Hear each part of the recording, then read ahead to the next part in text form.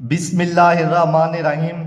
10th class physics chapter number 13। आज का हमारा टॉपिक है reflection of sound. Reflection of sound का जो दूसरा नाम है उसे हम इको भी कह सकते हैं।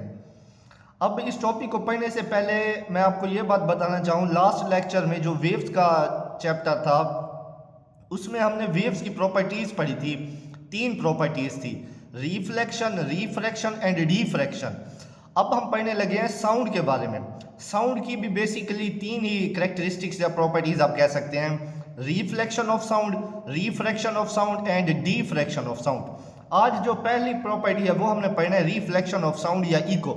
इसको हम तफसील से डिस्कस करते हैं।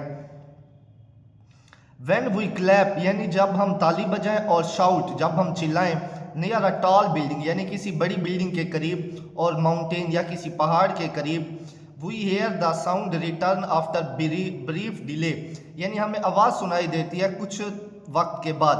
अब आप इस डायग्राम में देखें, इस डायग्राम में ये बात बताएगी, ये जो आपको डायग्राम दिखाई गई है ये है वाल, यानी ये वाल है, दीवार है, यहाँ से कोई शख्स खड़ा है, वो जैसे बोलता है या ताली बजाता है, आवाज़ जाती है इस दीवार से टकराकर वापस आ जाती है। इस फिनोमिना को हम कहते हैं रिफ्लेक्शन। यानी साउंड प्रोड्यूस हुई, साउंड जैसे प्रोड्यूस हुई, साउंड ने ट्रैवल किया, जैसे ट्रैवल किया आगे क्या थी, वाल थी, यानी कोई दीवार थी, उस दीवार से आवाज़ टकराई, टकराकर वापस उसी आदमी को दोबारा सुनाई दी।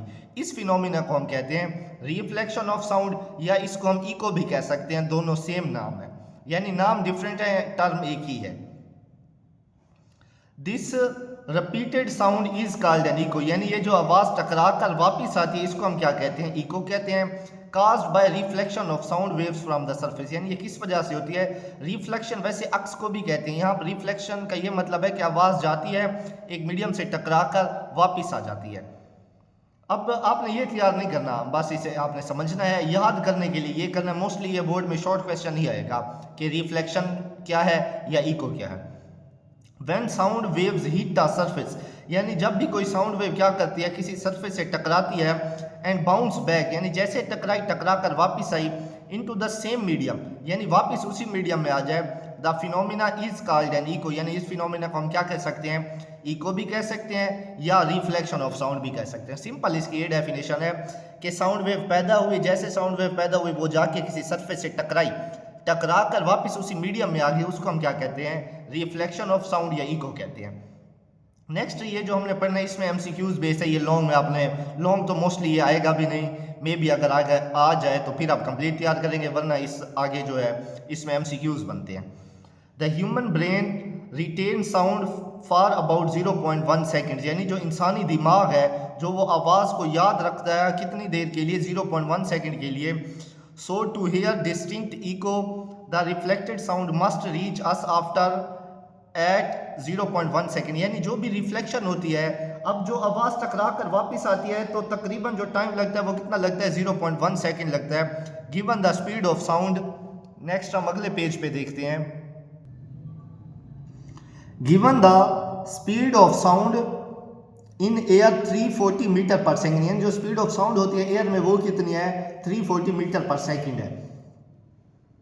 The minimum distance for an echo to form is 34 metre, total distance travelled by sound, यानी जो हमें कम से कम जो इको होनी चाहिए वो कितने फासले तक होनी चाहिए, 34 मीटर तक। अब इको का ये मतलब है कि एक मीडियम से आवाज़ पैदा हुई, वो जाकर दूसरे मीडियम से टकराई, टकरा कर वापिस आई, अब टोटल डिस्टेंस कितना है, 34 मीटर। अब इसको अगर हम हाफ करें तो वो कितना कहलाएगा, वो कहलाएगा 17 मीटर। इसका ये मतलब है कि आवाज़ का जो टोटल फासला था वो कितना था, 34 मीटर, लेकिन अगर हम एक पोर्शन की बात करें यानी आवाज़ पहले जो गई है वो कितना फासला था, 17 मीटर। अब गई उस पॉइंट से टकराई, टकरा कर वापस आई तो टोटल फासला कितना हो गया, 34 मीटर। इसमें यही कंसेप्ट है।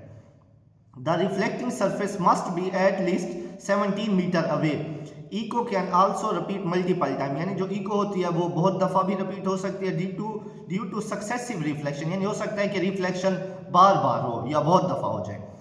अब इसमें ये आपने शॉर्ट ही तैयार करना है, डेफिनेशन तैयार करनी है, ये वैल्यू तैयार करनी है, और जो 0.1 सेकेंड टाइम वाली बात बताई गई है उसको आपने तैयार करना है। ये टॉपिक कंप्लीट तैयार करने की ज़रूरत नहीं है, ये मोस्टली शॉर्ट में ही आएगा।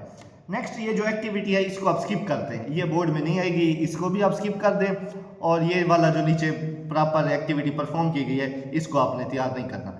इंशाल्लाह हम नेक्स्ट लेक्चर में refraction of sound and diffraction of sound उसको कवर करेंगे।